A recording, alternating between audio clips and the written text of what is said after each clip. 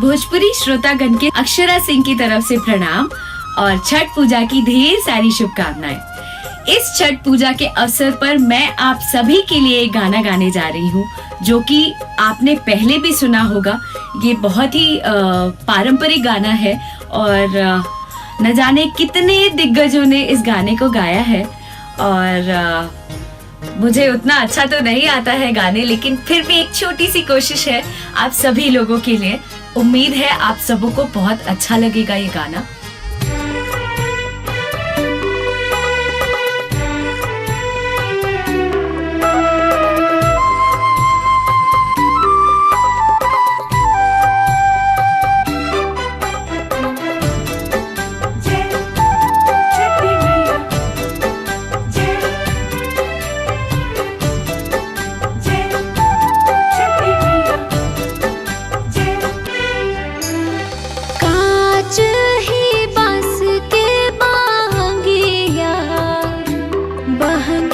लचकत जाए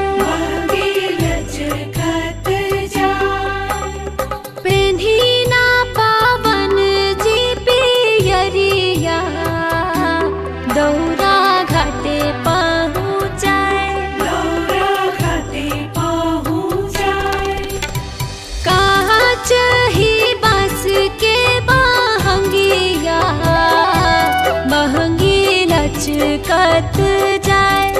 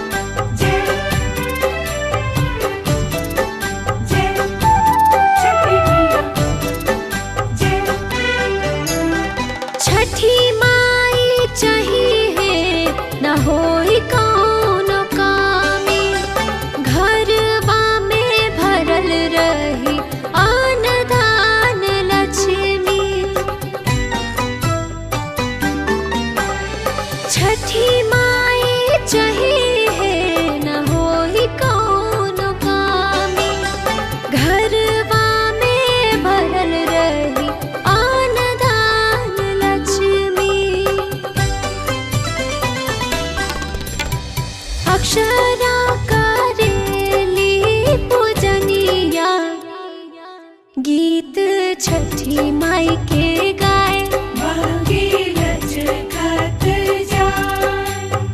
काच ही बांस के बहंगिया बहंगी लचकत जाए पेन्ही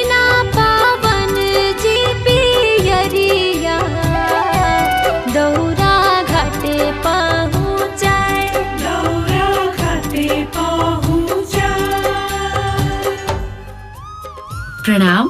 हम अक्षरा सिंह छठी मैया के सभी भक्तगण के छठ पूजा की ढेर सारी शुभकामना देतानी।